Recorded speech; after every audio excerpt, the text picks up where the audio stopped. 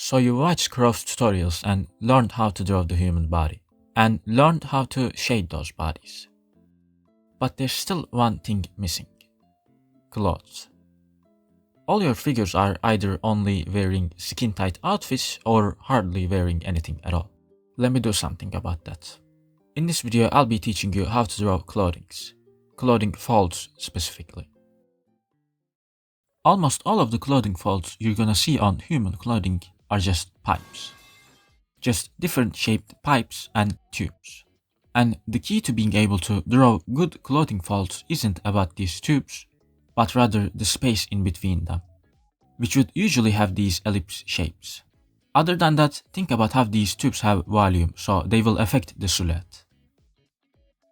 And also, they will often wrap around the object, creating these overlapping shapes. Just being able to understand these simple concepts could bring you a long way. Look at the reference, vaguely outline the drawing while thinking about how the folds would affect the silhouette. Locate all the pipes and tubes, even vaguely is fine, and mark these pockets in between those pipes and tubes while keeping any overlap in mind.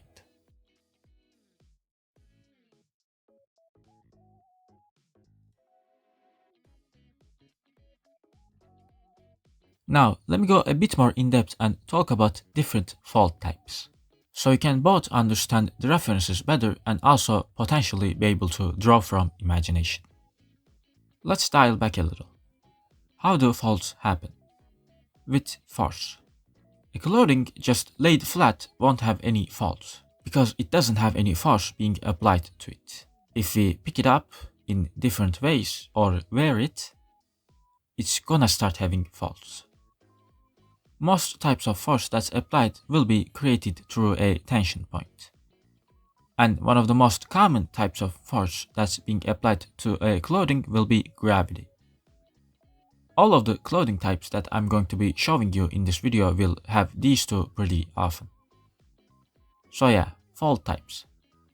As I've said in the beginning, all of these are basically just different types of tubes. Their main distinction is how they happen. Zigzag folds. By the way, you don't really have to memorize the name of these, I just need to call them something.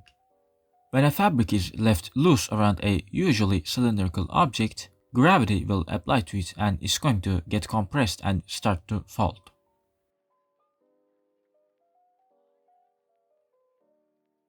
The name zigzag comes from the way the folds appear to have this zigzaggy flow. They're most commonly seen in cuffs. They also exist in sleeves as well with combination with other fold types. These could happen really structured and easy to read like this, or happen with a lot of overlap like this. How do we draw them? Firstly, we want to think about the form of the folds, which are these pipes, with this zigzagging rhythm. When marking them, instead of marking the folds themselves, try to mark these pockets in between them, which usually has this diamond or a crushed ellipse shape to them. I tend to sometimes mark them as triangles as well. I don't know how accurate that is though. They're going to affect the silhouette as well, since they're happening mostly around the object. One common mistake I used to make is to only draw them on the front of the object, making it look flat and two-dimensional. So think about how some of these pockets will appear to the sides. Determine the silhouette, then mark the fold. It doesn't have to exactly look like the reference.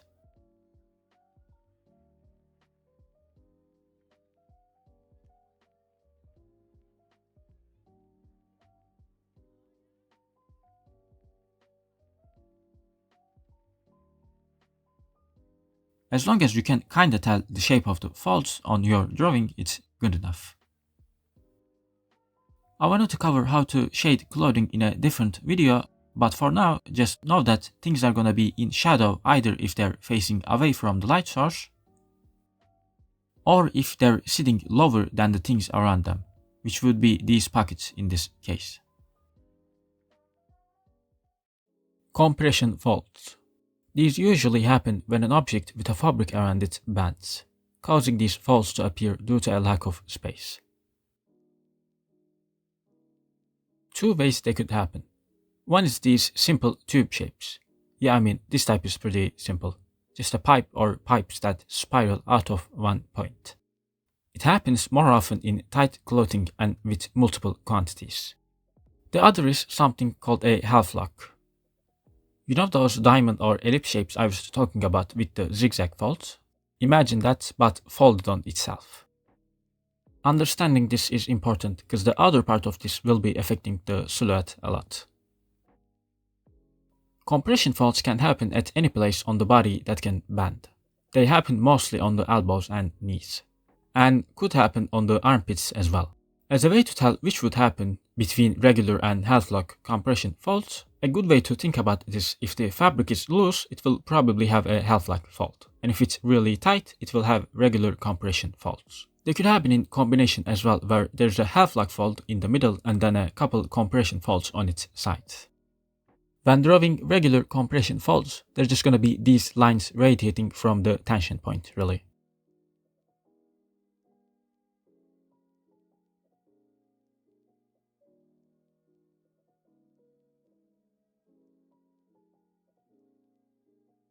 For the half-lock folds, focus on the pocket area, which will usually have this ellipse shape, and also keep the silhouette in mind for certain angles.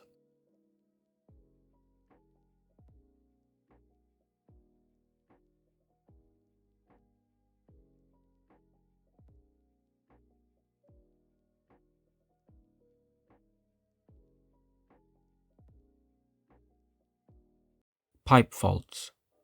When a fabric is being stretched between two tension points, it gets these cylindrical folds. These tension points could mainly exist on seams and on the body itself when a limb is raised or moved. See, at this end, the tension point is the seam, and at this end, it's the surface of the arm, and also the breasts. It could be the body at both sides as well, like here. You can approach drawing them by marking the space in between them.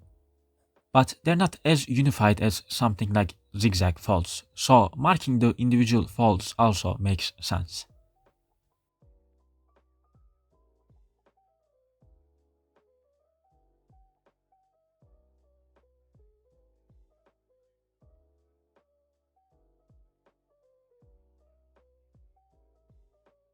As they end, they can also have those overlaps I was talking about at the beginning.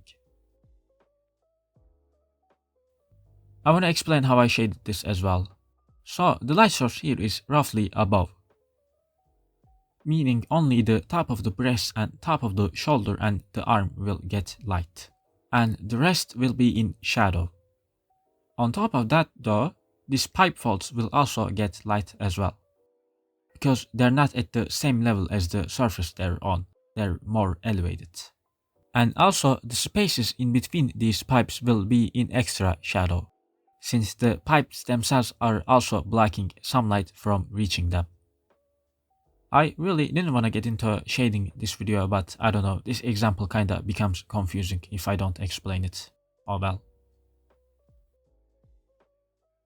They actually look really similar to compression folds in certain cases, like here with these two examples. Both have a tension point from where all the folds are radiating from. It doesn't matter if you confuse these two or not. I'm just showing this if any of you is autistic and thinks about these.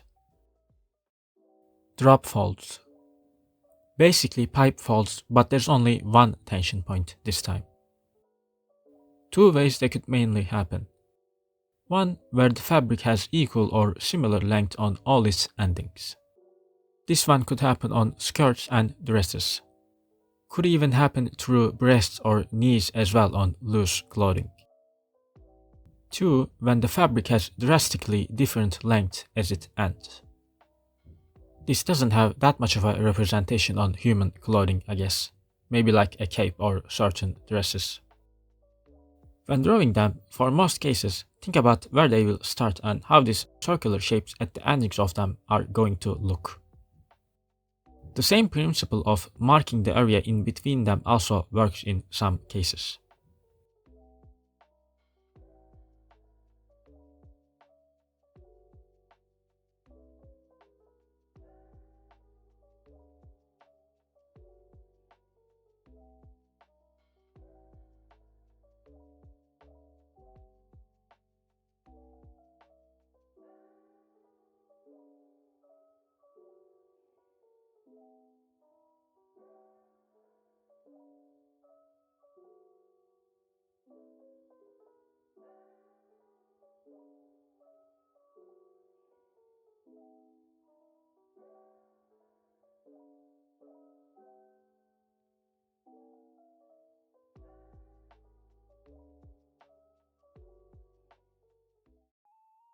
diaper faults.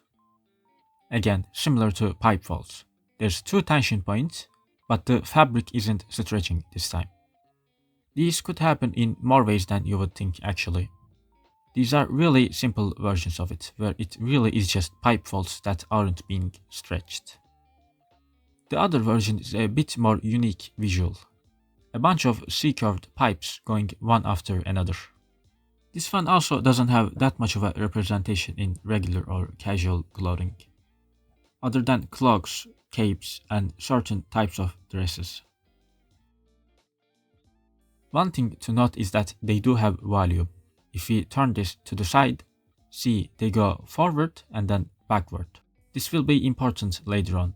I'll call this the tube part and this the plain part. When drawing these, just determine the tension points and the shape of the pipes. Make sure to only mark the top part of these pipes. Keep in mind that as they go further, the shape of the faults becomes irregular, and the pipes on 2 sides won't converge equally.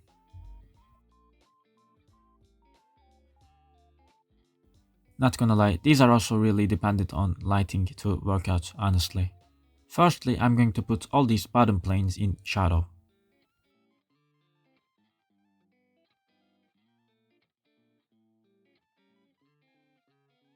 It could already be fine like this, but it looks a bit flat. I'm also going to shade it regularly, assuming the light is coming from top right. All these tubes and planes, the sides of them that aren't facing top right will be in shadow. And here you go. This one is just complicated in general though. Hopefully I'll be going over more examples in part 2. Spiral faults. When a really tight fabric is wrapped around a cylindrical object, these tubes that spiral around the object appear. Depending on how tight the fabric is, there isn't any external pressure needed. More pressure would just make them more condensed and less would make them more scarce. This is like a mixture of compression faults and zigzag faults, I guess. There's still these tubes that happen due to compression, but instead of originating from one area, they wrap around the object. And like the zigzag faults, they may have these pockets in between them. The most common place I see them are on rolled up sleeves, but this almost looks identical to zigzag faults and would work similarly. The other, more impactful way they appear is on tight dresses and t-shirts. They could be used as a way to indicate the form of the body, since they will be wrapping around it. The way you can draw them is really similar to pipe faults actually. On certain cases, you can mark the space in between them, and on certain cases, you can just draw the individual pipes. A lot of skinny outfits will require anatomy knowledge, since clothing will mostly take the shape of the body. Keep that in mind.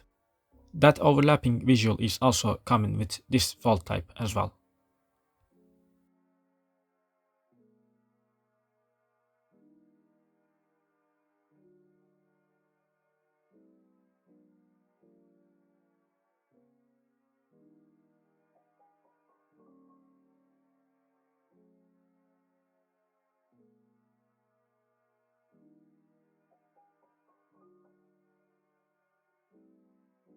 That's going to be it for this video.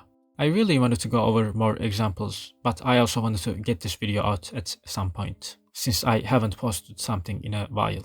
Subscribe so you don't miss out on part 2. I've just been getting tired and burned out, and also my equipment is betraying me more than usual. That's the reason for the lack of videos. Hopefully I'll be able to bounce back. We'll see. Thank you for watching till the end. Have a nice day.